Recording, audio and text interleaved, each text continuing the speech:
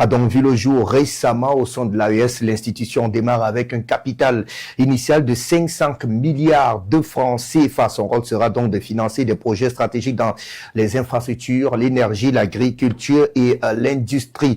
Seulement, ces derniers jours, plusieurs organisations de la société civile ont donc tenu des conférences à l'effet d'interpeller les autorités de ces trois pays à accélérer le processus de sortie du franc CFA. Avec donc l'arrivée avec donc la mise en place de cette banque confédérale d'investissement, eh bien, sommes-nous en train de nous diriger inéluctablement vers la sortie, eh bien, commune du franc CFA parlant des pays de l'AES. On fait le point avec vous, professeur Moussa Diallo. Vous êtes enseignant-chercheur, expert en sciences économiques. Merci de nous retrouver, professeur. Bonsoir.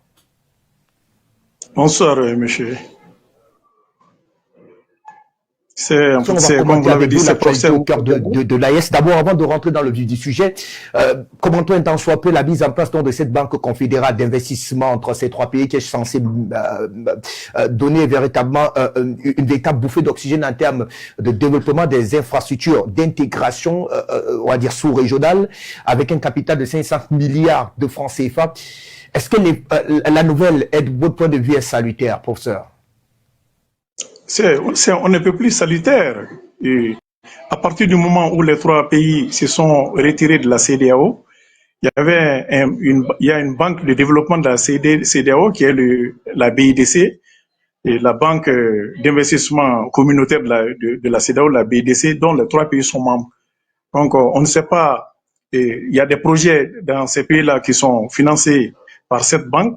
À partir du moment où ces pays-là quittent, il faut trouver une institution de substitution pour continuer à financer les projets. Donc, je pense que la banque d'investissement de l'AIS a été mise en place dans cette optique. C'est juste pour prendre un peu la place de la BDC, qui est l'institution de la CEDEAO. On parle de 500 milliards de dollars. Est-ce que c'est suffisant pour des pays où il faille véritablement tenter de tout reconstruire, les voies de communication, les infrastructures routières et même ferroviaires et même des aéroports pour tenter véritablement de faciliter la mobilité des biens et des personnes? Oui, c'est sûr que face à toute l'ambition de cette nouvelle organisation, l'ambition en termes de développement, en termes de financement des infrastructures, c'est sûr que le montant, il n'est pas suffisant, c'est 1 milliard de dollars. Mais quand même, il faut lancer la banque. On pourra, au besoin, la récapitaliser et, si possible, ouvrir son capital à d'autres investisseurs. Et cela est vraiment possible. Mais les 500 milliards, c'est un début. Il faut d'abord commencer. Et plus tard, même là-bas, toutes les banques africaines n'ont pas commencé avec un capital aussi élevé. C'est au fur et à mesure qu'il y a eu des vagues de récapitalisation, et d'autres investisseurs sont venus pour renforcer la banque. Il se pose davantage, professeur, pour évacuer définitivement cette actualité, l'épineuse question de financement. La Confédération des États de l'AES a d'ailleurs réussi à mettre en place un processus de prélèvement confédéral qui est donc dénommé PCAES. Vous dites qu'à côté de ce prélèvement, on pourrait peut-être, bien entendu, ouvrir le capital de cette banque d'investissement à d'autres partenaires, qui soient européens, non européens, américains ou alors même asiatiques. Bref, tous les partenaires de l'AES qui peuvent véritablement apporter utiliser peut-être comme des banques de placement, des financements afin de permettre donc bien entendu à ces États-là à des taux préférentiels, pourquoi pas, afin de capitaliser effectivement dans la mise en place en tout cas des infrastructures de base qui vont véritablement permettre à ce que les dynamiques de développement social et même économique puissent véritablement reposer sur un socle bien constitué. Oui, bien sûr on a instauré un prélèvement communautaire dans toutes les organisations, que ce soit l'UEMOA ou que ce soit la CEDEAO, il y a des prélèvements communautaires, c'est pour faire face au fonctionnement. Peut-être que dans le futur, on mettra en place la commission de l'AIS, c'est des fonctionnaires avec des différentes commissions, et c'est des fonctionnaires des trois pays qui vont travailler dans ces institutions. Il y aura un siège dont il faut assurer le fonctionnement, les fonctionnaires dont il faut assurer le salaire, des missions, des formations. Tout ça, ça a un coût. Pour que cela ne repose pas sur des financements extérieurs qui peuvent donner la latitude aux puissances extérieures d'interférer dans la politique de nos États. Donc, le prélèvement communautaire servira avant tout à faire face aux besoins financiers des institutions qu'on va mettre en place dans le cadre de l'AIS pour aller dans le sens de l'intégration. Donc, c'est pas nouveau, c'est des instruments qui visent à remplacer déjà des instruments que les pays ont au niveau de la CEDEAO et dont ils ne pourront plus jouir en quittant la CEDEAO. Donc, on met ça en place dans l'optique de ne pas être tributaire des financements extérieurs, mais aussi d'être plus autonome, non seulement dans le financement, mais également dans les processus de prise de décision. Professeur, en marge effectivement de cette grande actualité au cœur de l'Est avec la mise en place de cette banque d'investissement, eh bien, il y a donc plusieurs organisations de la société civile qui sont vent debout, que ce soit au Sénégal, au Burkina Faso, au Mali et bien d'autres, afin de revendiquer la mise en place, l'arrivée, la concrétisation de la sortie du franc CFA. Comprenez-vous? Eh bien, ce sont des cloches qui émanent de la société civile locale. Oui, ça peut avoir un impact. Hein. D'ailleurs, même si les politiques ont ça en ligne de mire, et les politiques seront renforcées, d'autant plus que les projets seront soutenus par les populations. De toute façon, officiellement, on n'a pas dit que l'AIS va aller dans une monnaie de quitter le franc CFA. Et même si, à un moment donné, le ministre malien des Affaires étrangères a dit dans certaines déclarations que l'AIS est une organisation d'intégration économique et monétaire, mais jusqu'ici, les volets est avant tout sécuritaire.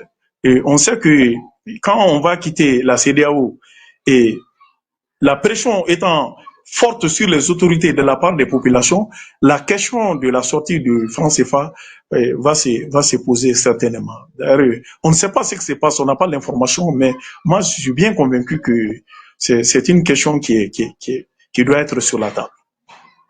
Alors, professeur, alors quel est de votre point de vue le rôle, puisque vous avez côté sur la question, le rôle historique donc de ce franc CFA qui est véritablement tensé sur le continent africain et qui est présenté comme étant effectivement une monnaie qui ne permettrait pas effectivement aux nations africaines, davantage celles ouest-africaines, puisque c'est elles qui nous intéressent, parlant de ces nations dans le cadre de cette production, de pouvoir véritablement prendre la question d'un développement socio-économique à bras le corps. Quel est donc selon vous le rôle historique effectivement du franc CFA dans ces économies ouest-africaines aujourd'hui? En fait, il faut savoir qu'est-ce que c'est que le CFA. Le CFA, c'est une monnaie qui a été créée par l'administration coloniale française, tout juste à la sortie de la Deuxième Guerre mondiale. Et c'est une monnaie qui a cours dans les territoires colonisés par la France, au niveau de l'Afrique de l'Ouest, au niveau de l'Afrique centrale, au niveau des Comores, même si entre autres, c'était aussi au niveau de l'Afrique du Nord, hein, des pays comme la Tunisie, le Maroc se sont retirés dans les années 1957-58. Maintenant, la monnaie est restée en cours dans les pays d'Afrique noire, notamment en Afrique de l'Ouest, qui constitue une zone à part, c'est-à-dire la zone UEMOA, la zone de l'Union économique et monétaire ouest africaine. Et le CFA qui est en cours dans cette zone, c'est le CFA, le franc de la communauté financière africaine. Et maintenant, il y a un autre CFA qui est en cours au niveau de l'Afrique centrale, qui est le franc de la coopération financière africaine, mais les deux portent toujours les sigles CFA qui remontent encore à la période coloniale. Donc la dénomination a changé au fil du temps, même si le sigle est resté. On a voulu adapter la dénomination à l'ère du temps pour la rendre plus acceptable. De toute façon, c'est une monnaie qui est utilisée par des colonies françaises sur les 54 pays africains. Il n'y a que ces colonies françaises-là qui ne disposent pas encore de leur propre monnaie. Sinon, tous les autres pays ont leur propre monnaie et ils les gèrent plus ou moins bien. Plus ou moins bien. Donc, moi, je dirais que c'est un instrument financier au départ utilisé par le colon, même si nous avons accédé formellement à l'indépendance en 1960. Les mécanismes qui sous-tendent cette monnaie demeurent encore de nos jours. C'est ce qui fonde d'ailleurs notre combat à aller vers une monnaie résolument africaine, une monnaie débarrassée de toute interférence d'une tierce puissance. Professeur, nous restons avec vous pour tenter d'apprécier à votre niveau. Alors, ces arguments économiques qui pèsent donc en faveur de l'abandon du franc CFA, en quoi cette monnaie techniquement n'est pas bénéfique pour les États ouest-africains?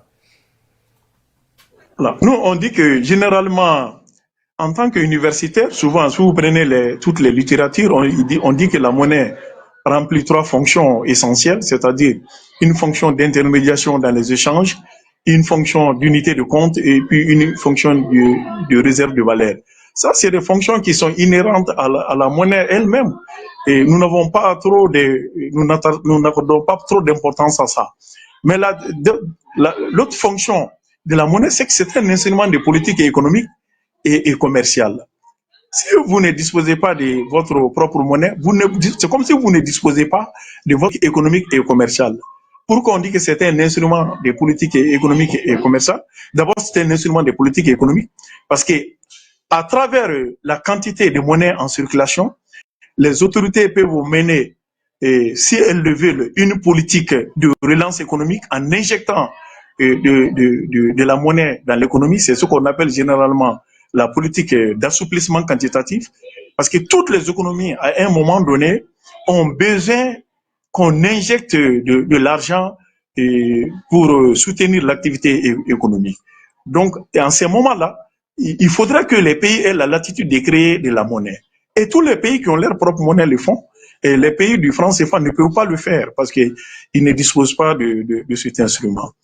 Et on peut dire aussi que la monnaie, c'est un instrument de politique commerciale parce que, en fonction de l'importance des partenaires commerciaux, les monnaies de ces partenaires-là, on peut souvent modifier le taux d'échange de la monnaie par rapport à la monnaie de ces partenaires, suivant qu'on cherche à accroître les exportations ou bien suivant qu'on cherche à les réduire.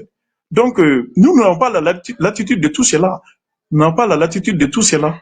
Et la monnaie que nous avons, elle est gérée par une banque centrale qui est une banque centrale communautaire, c'est-à-dire une banque centrale propre à beaucoup de pays. Et aucun de ces pays, pris séparément, n'a de politique monétaire. Nos pays n'ont qu'une politique budgétaire, c'est-à-dire une fois que le budget de l'État est ficelé, et les pays n'ont pas la latitude de financer une partie de l'aide du déficit en créant de la monnaie. Ils ne peuvent le faire qu'en s'endettant. Ils ne peuvent le faire qu'en s'endettant. Alors que j'ai toujours dit, souvent dans les conférences, que les États disposent de 4 moyens pour financer leur déficit budgétaire. Et ces 4 moyens sont, les États peuvent décider de créer de la monnaie pour financer une partie du déficit. Les États peuvent aussi émettre des titres ou des dettes sur des marchés, qu'ils soient régionaux ou bien sur le plan national, peuvent émettre des titres de dette pour se faire financer leur développement. Au-delà de ça, les États peuvent bénéficier de l'aide au développement, dont moi, je n'encourage pas du tout, puisque ça permet de maintenir les pays africains dans la dépendance. Et les États peuvent aussi, en tant que quatrième élément, peuvent aussi convertir une partie de leurs avoirs extérieurs en monnaie locale pour financer le développement. Mais si je dis que les pays peuvent émettre de la monnaie souvent pour financer le déficit, je ne dirais pas de recourir fréquemment à la planche à billets qui va détruire la monnaie par le biais du phénomène inflationniste. Mais de temps en temps, l'économie a vraiment besoin d'être soutenue financièrement. Et pendant ces moments-là, il faudra avoir la latitude d'émettre de la monnaie et la mettre à la disposition des agents économiques afin qu'elles puissent financer leurs différentes activités. Alors, professeur, sauf que quelquefois nous a fait miroiter effectivement que, eh bien, l'un des plus grands bénéfices qu'avaient, ou alors qu'a jusqu'aujourd'hui ces pays de l'Afrique de l'Ouest ou alors de l'Afrique centrale, c'est que la France, ou alors ces pays bénéficient d'une forme de parité fixe du franc CFA avec une monnaie européenne, l'euro pour ne pas la citer, ce qui donnerait une forme, on va dire, d'aura et même une certaine hauteur à la monnaie, mais sauf que vous venez effectivement de citer un certain nombre d'éléments pour lesquels, eh bien, le franc CFA ne serait véritablement pas bénéfique aujourd'hui, bénéfique effectivement à nos États. Au-delà de cela, au-delà de ce qui est convoqué, quel aspect du franc CFA, de votre point de vue, reste aujourd'hui plus ou moins pertinent ou bénéfique en tout cas pour nos États, pour ça?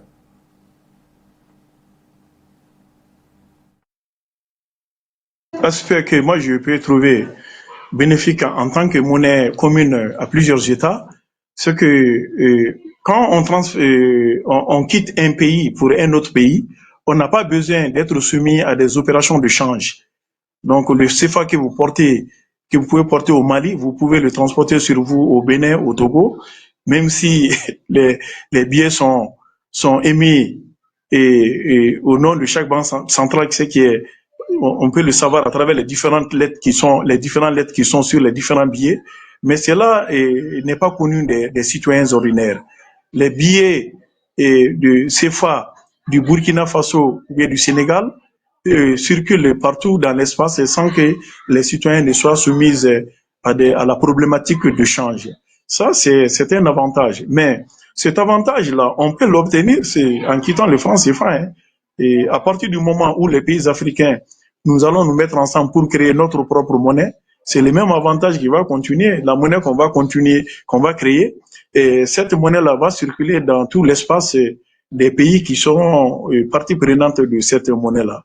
Donc, à vrai dire, c'est un avantage, mais c'est un avantage qu'on pourrait aussi avoir en créant notre monnaie.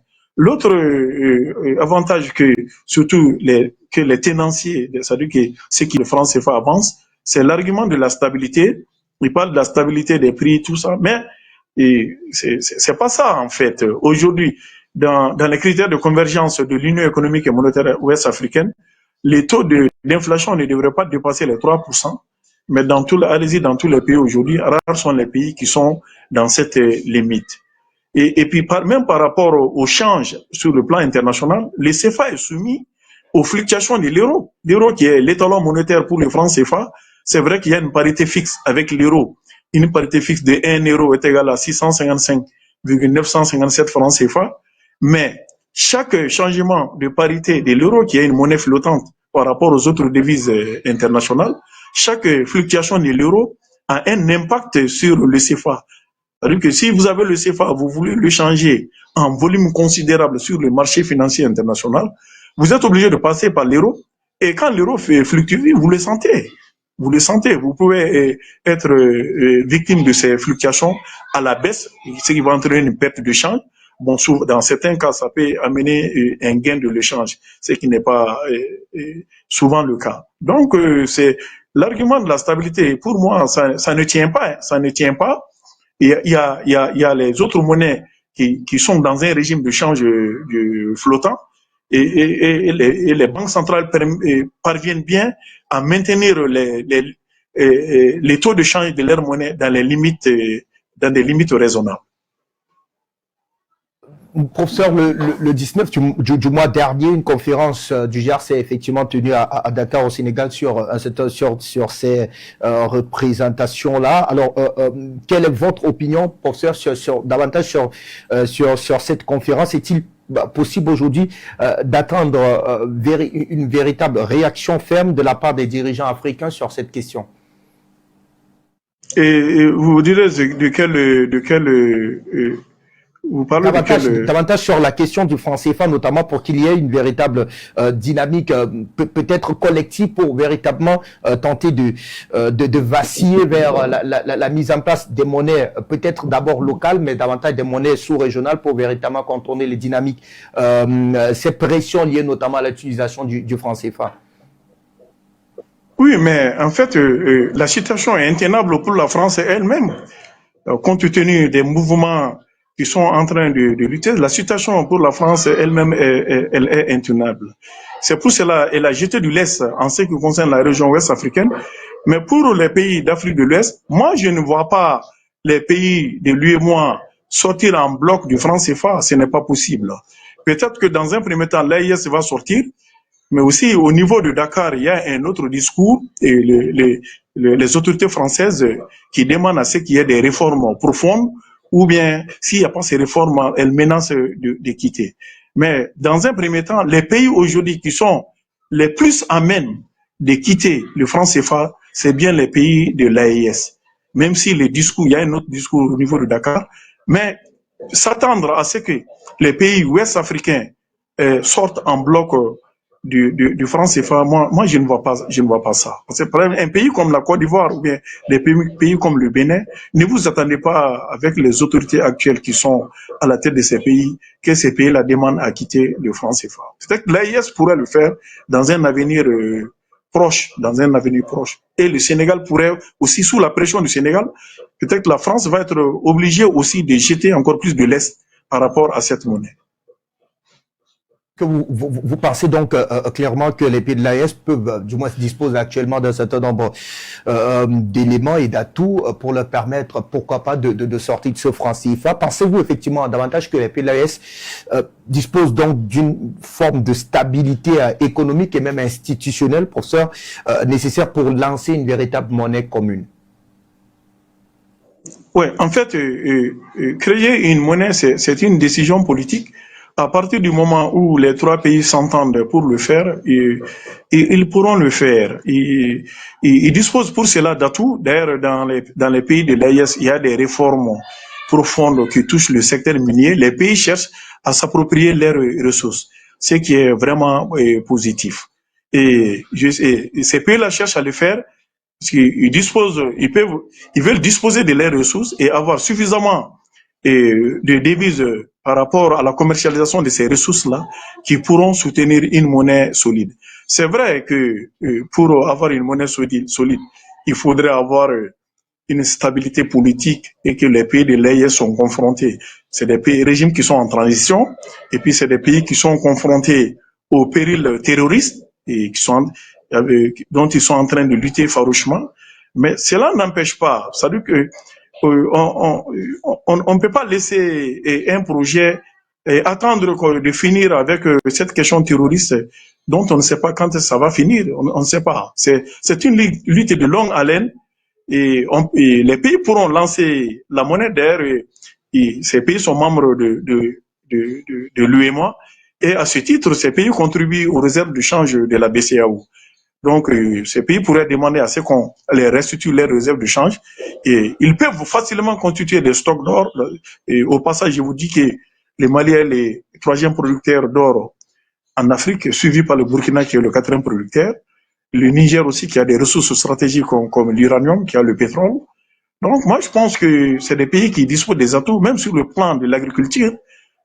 Prenez un pays comme le Mali, c'est fait 1,240 000 km², avec d'importantes superficies qui sont cultivables. Donc, les Niger, pareil, je pense que ces pays ont des atouts vers la création de cette monnaie.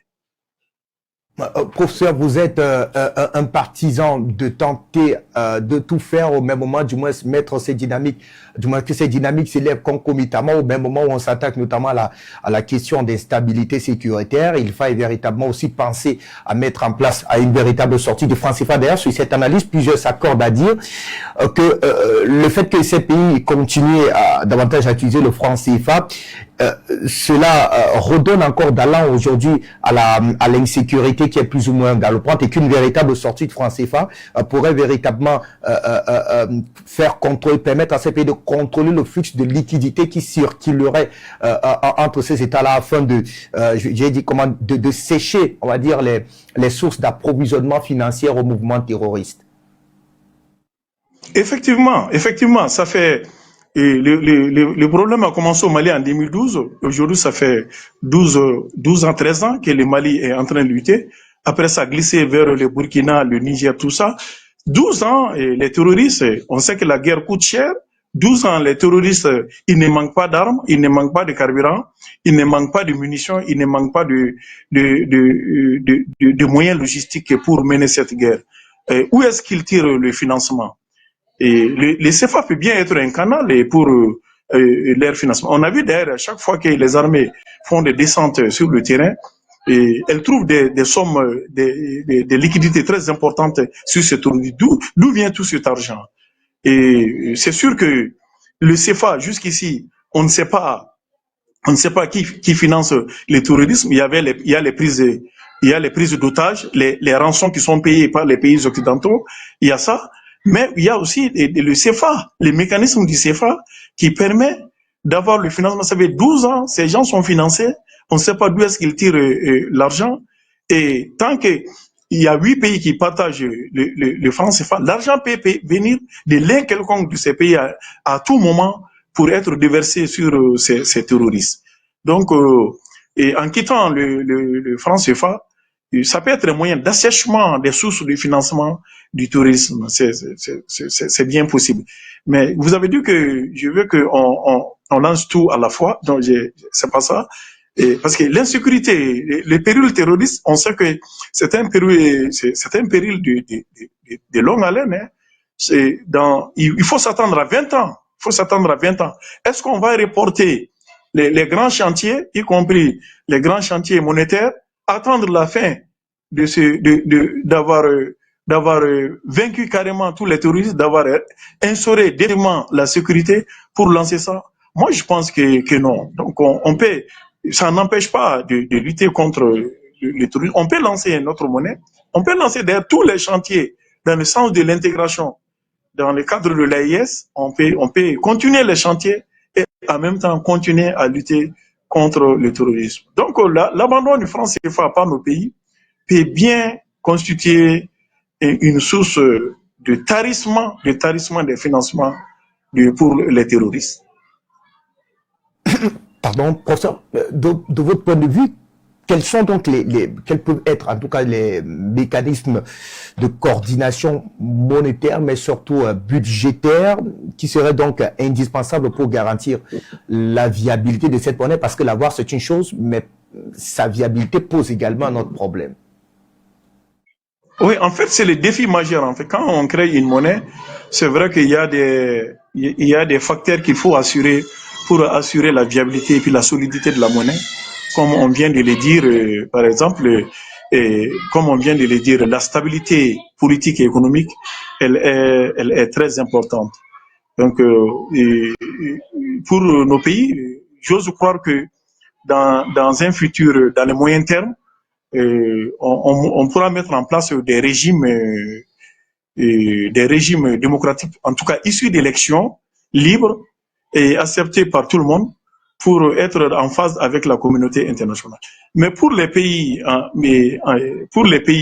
même, par rapport à la monnaie, d'abord, on peut créer une banque centrale commune qui sera dotée par les fonctionnaires des 3 pays et Dieu seul sait que les expertises n'en manquent pas.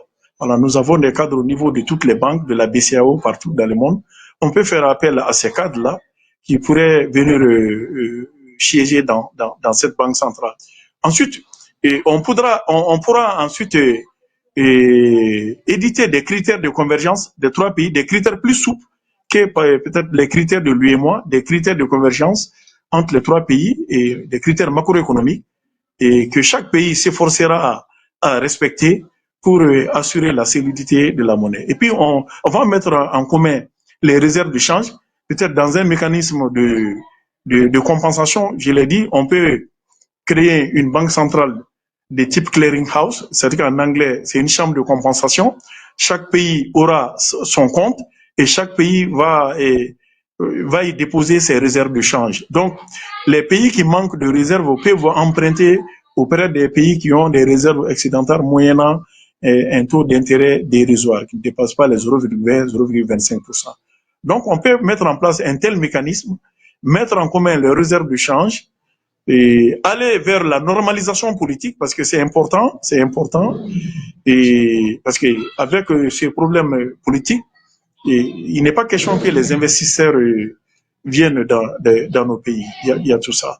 Donc, moi, je pense que c'est possible. D'ailleurs, il y a un proverbe d'Afrique centrale qui dit que les cailloux font partie du chemin. Et il faut l'implémenter, l'améliorer en fonction des difficultés qu'on va rencontrer sur le terrain.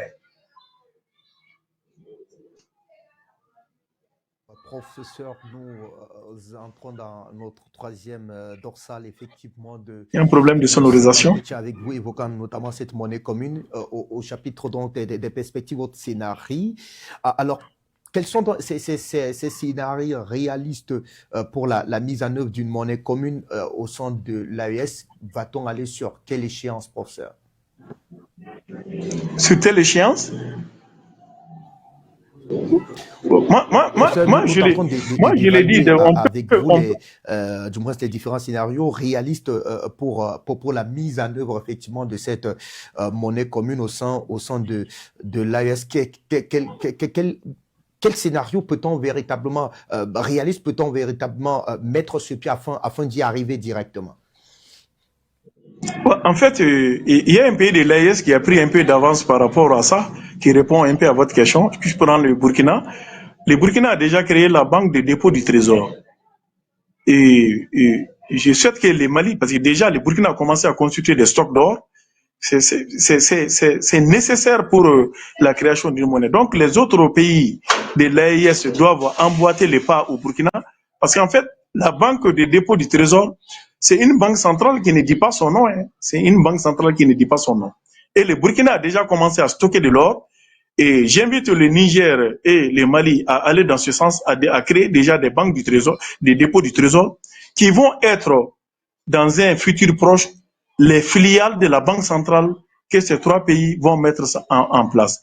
D'abord, il faut commencer à songer à tout l'arsenal juridique et législatif qui va par rapport à la création de cette monnaie et penser aux signes monétaires, les symboles qui vont figurer sur ces signes monétaires. Et on peut déjà faire ça, mais dans un premier temps, j'exhorte d'abord le Mali et le Burkina à créer des banques du trésor et à commencer à stocker des stocks d'or et des devises. Parce que ce sont ces stocks d'or et des devises qu'on va constituer au niveau de ces banques de dépôt du trésor qui feront la contrepartie de la monnaie que nous allons lancer. C'est-à-dire la contrepartie, ces devises qui nous permettront de faire face à nos échanges extérieurs. Donc, moi, le Burkina a déjà fait un pas, un grand pas dans ce sens. Et aujourd'hui, le Burkina, pris isolément, je peux le dire sans risque de me tromper, peut créer une monnaie nationale.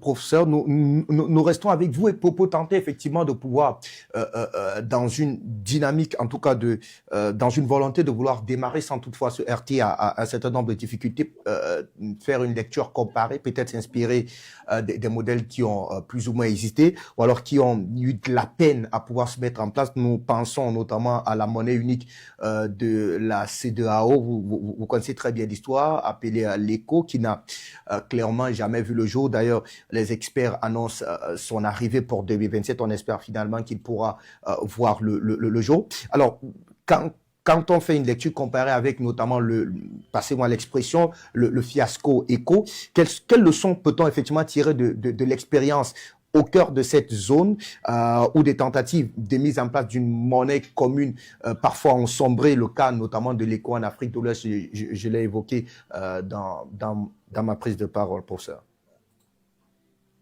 Ouais, en fait, l'éco, même en 2027, l'éco ne verra pas le jour. Hein, ça, je peux vous le dire.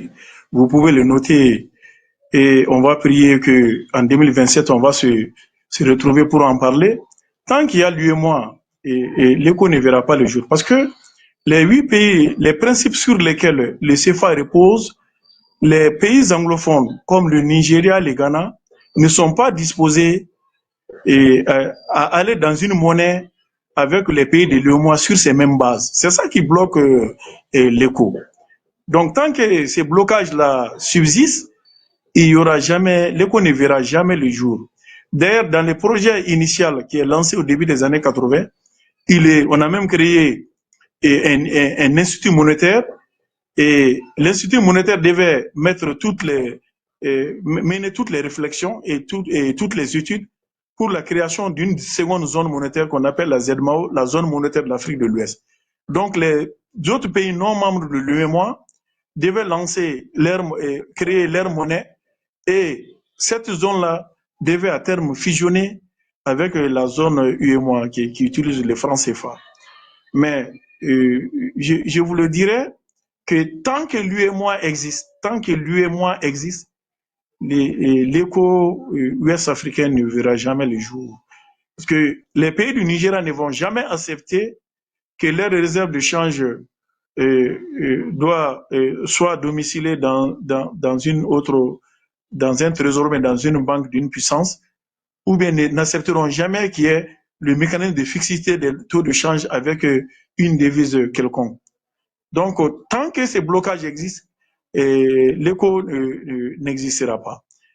Si je vais transposer ça au cas de l'AES, l'AES, c'est 3 pays seulement, dont il y a une parfaite symbiose, une parfaite synergie entre les 3 dirigeants, et même entre les 3 peuples. Il n'existe aucune entité quelconque. Donc, c'est un projet qui peut réussir, puisque ici, la structure va être plus légère que par rapport au UEMOA qui fait 8 pays, ou bien par rapport à la CEDEAO qui fait 15 pays. Donc, 3 pays, c'est plus facile à gérer, les décisions sont plus faciles à prendre. Les 3 pays sont plus faciles à s'entendre, ils sont plus enclins à s'entendre sur certaines dispositions que lorsque le nombre de pays est beaucoup plus élevé. Pays, professeur, vous n'allez pas me démentir, cela sont portés par un élan souverainiste et par-dessus panafricaniste, et donc forcément se retrouve et parlant donc notamment des aspects géopolitiques et même stratégiques qui pourraient porter véritablement cet idéal. Alors, est-ce que, professeur, de votre point de vue, il est possible que dans une démarche comme celle que les pays de l'AES, dans la perspective de la mise en place de cette monnaie commune, soit eux également aidés peut-être par certains partenaires stratégiques qui accompagnent véritablement ces pays-là aujourd'hui à pouvoir capitaliser à pouvoir capitaliser effectivement cet élan souverainiste dont qu'incarnent effectivement ces 3 pays aujourd'hui. Mais forcément. En fait, les 3 pays laissés à eux-mêmes sont un peu limités. Même si aujourd'hui, imagine qu'on veut lancer une nouvelle monnaie, nous n'avons pas de machine pour imprimer les monnaies. Et dans un premier temps, il faudra chercher où imprimer cette monnaie. Je vois très mal que cette monnaie-là soit imprimée dans un pays occidental comme ou bien l'Allemagne comme ça. Je vois très mal ça. Peut-être que ça pourrait être imprimé par la Banque centrale ou bien de la Chine ou bien d'un pays des BRICS, je ne sais quoi. Mais de toute façon, de ce côté-là, et les changements qui sont avec l'essor des BRICS et le raffermissement des liens des pays de l'AES avec il va sans dire qu'il n'y a aucun problème que nous pourrons trouver des aides du côté de ces pays-là, notamment la Chine et la Russie.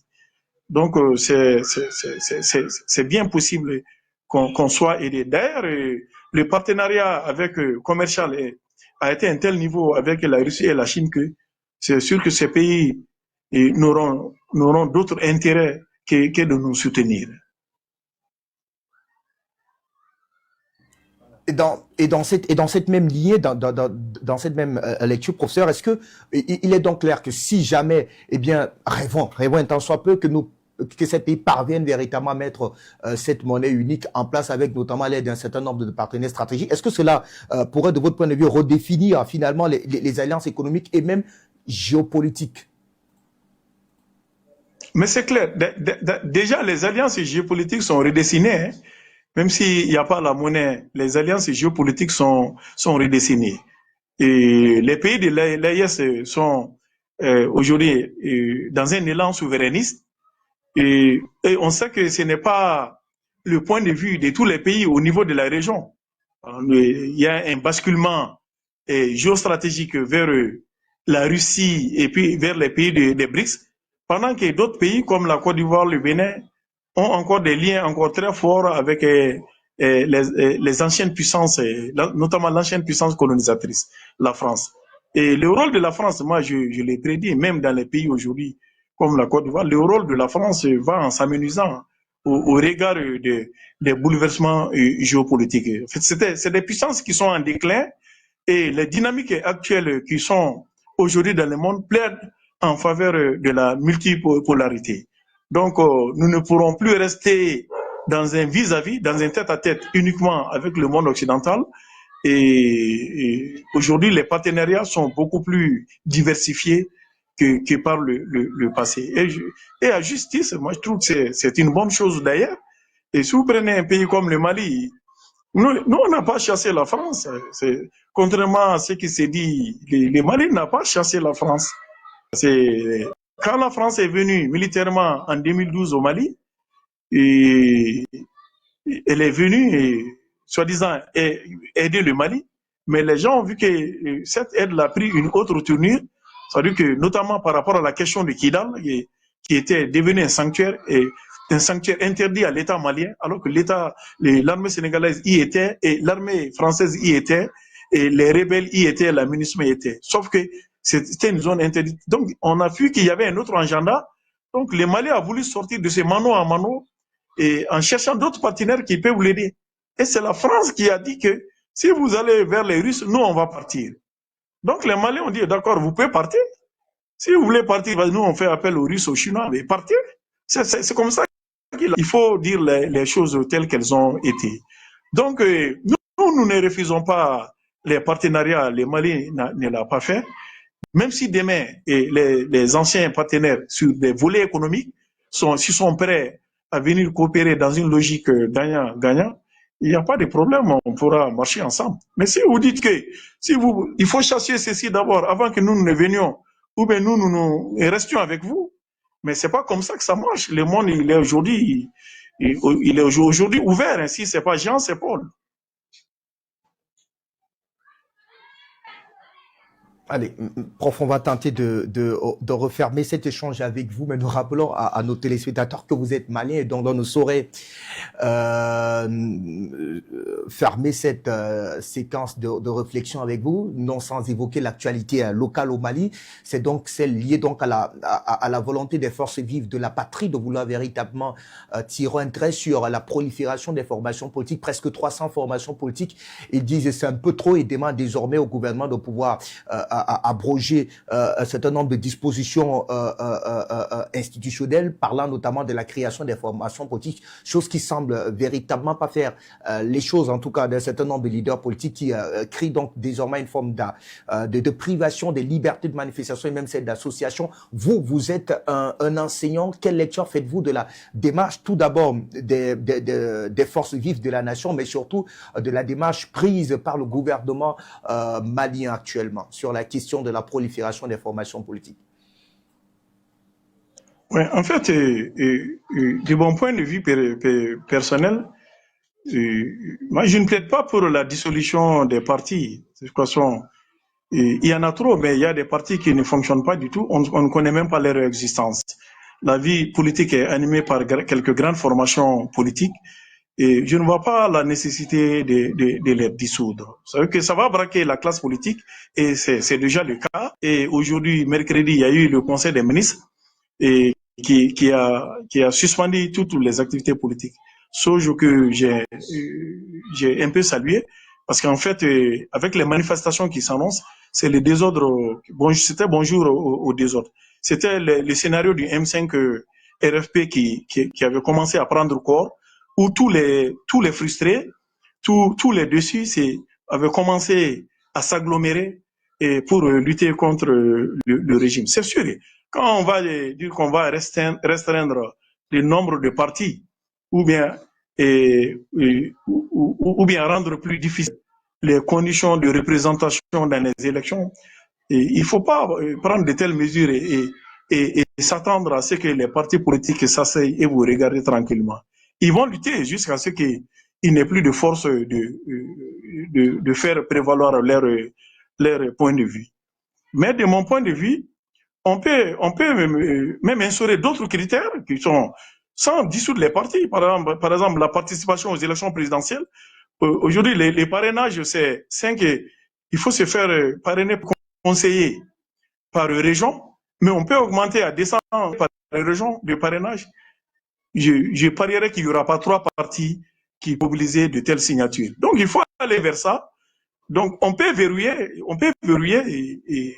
politiquement et sans atteindre au nombre de partis. Donc, c'est aujourd'hui le gouvernement quand même a suspendu les activités politiques jusqu'à une date ultérieure. Je pense que ça permet de maintenir la tranquillité et la quiétude surtout que sur le plan sécuritaire, les attaques aussi sont en train de se multiplier dans plusieurs localités, comme s'il y avait vraiment une intelligence entre ceux qui manifestent à Bamako et ceux qui ont les armes, ceux qui prennent les armes contre l'État. Donc, c'est ça. De mon point de vue, je ne suis pas pour la dissolution. Je pense qu'on peut utiliser d'autres arsenals pour verrouiller l'accès au scrutin, à certains scrutins, notamment l'élection présidentielle. Professeur Moussa Diallo, il n'a jamais, du moins pour ce qui est de la communication officielle, il n'a jamais été question de dissoudre les formations politiques, mais d'essayer tout d'abord de réduire son trop grand nombre afin de véritablement donner peut-être le champ d'action à celles des formations politiques les plus représentatives du pays.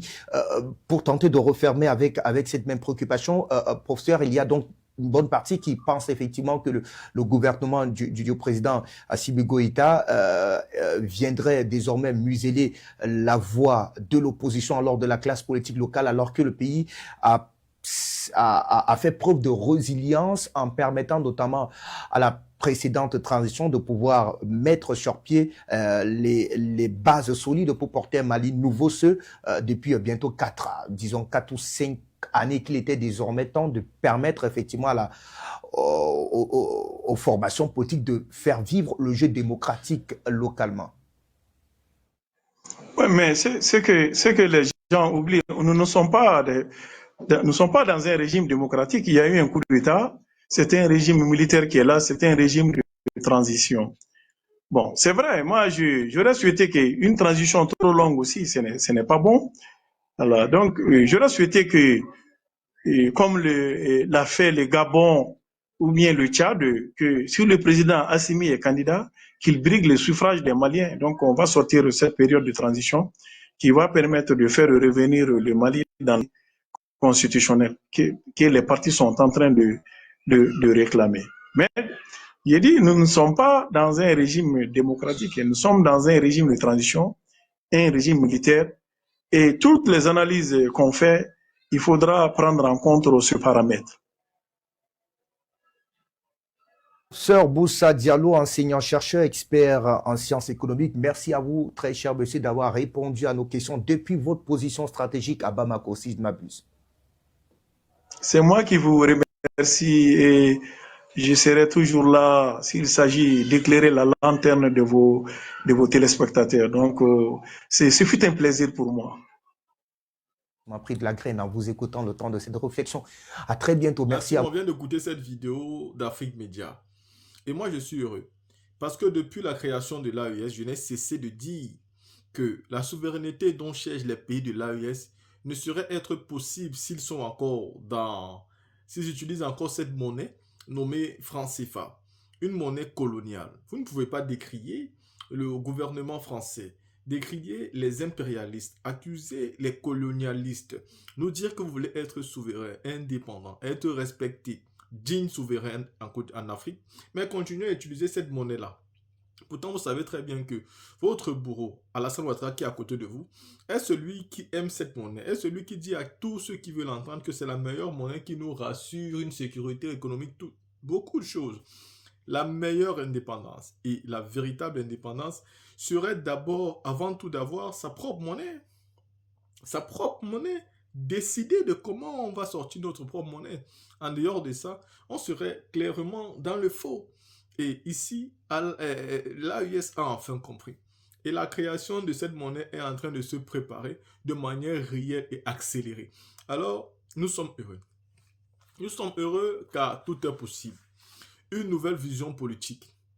Et j'espère qu'à la création de cette monnaie, n'est-ce pas, les États de l'Afrique de l'Ouest auront le soutien des pays comme la Russie, le soutien des pays comme la Chine, le soutien des grandes puissances qui pourront permettre de faire à ce que cette monnaie-là puisse s'adosser et faire à ce qu'on puisse en sortir. C'est tout ce qu'il faut. Vous savez, il y a des pays qui sont toujours les pays d'exemple. C'est pourquoi je dis à l'heure actuelle aux Maliens, faites attention aux désordres que vous voulez faire au Mali là-bas. Le président Assimi Goïta est le fer de lance de tout ce qui se passe dans l'AES aujourd'hui. Faites attention à vous les politiciens véreux, à vous les politiciens valets locaux. faites attention à ce que vous faites. Le président Assimi Goïta est celui-là même qui a donné l'idée à tous les putschistes qui existent aujourd'hui, ceux qu'on appelle putschistes, là, ceux qui ont fait des putschs pour prendre le pouvoir. Il y en a des bons, il y en a des moins bons. Mais le président Assimi Goïta est le premier. C'est celui-là même qui a commencé, c'est celui-là même qui a lancé. Alors il faut un respect des plus total. Aujourd'hui, on ne peut pas être heureux en utilisant le franc CFA. Ce n'est pas notre monnaie. Ce n'est pas nous qui la fabriquons, ce n'est donc pas nous qui en décidons. Il faut une monnaie qui nous permettra de décider, de prendre nos propres décisions, de savoir quelle est notre économie. C'est-à-dire, elle est estimée à quoi et elle s'appuie sur quoi. On ne peut pas avoir une monnaie qui n'est pas reconnue dans le monde. Vous prenez le franc CFA, ça tourne ici entre nous en Afrique francophone, mais dès que vous partez avec ça en France, alors que c'est la France même qui fabrique cette monnaie-là, la France ne reconnaît pas ça. Si vous partez avec ça en Suisse, on ne reconnaît pas. En Allemagne, personne ne reconnaît ça. Et même si vous voulez acheter quelque chose à l'international, il faut d'abord que ça passe par la France, que la France accepte de changer pour que la France décide d'acheter ce que vous voulez. Donc, tout ce que vous voulez acheter à l'international passera d'abord par la France. Voyez-vous, voilà comment la France a souvent fini par décider qui doit recevoir telle arme et qui ne doit pas recevoir telle arme, parce que toute votre monnaie était gérée par elle. Voici ce qui va changer quand les pays de l'AES vont créer leur monnaie. Bravo, je suis très heureux là-dessus. Vous venez ici d'apprendre une nouvelle information comme moi et dites-moi ce que vous pensez pour qu'on se voit dans une autre vidéo.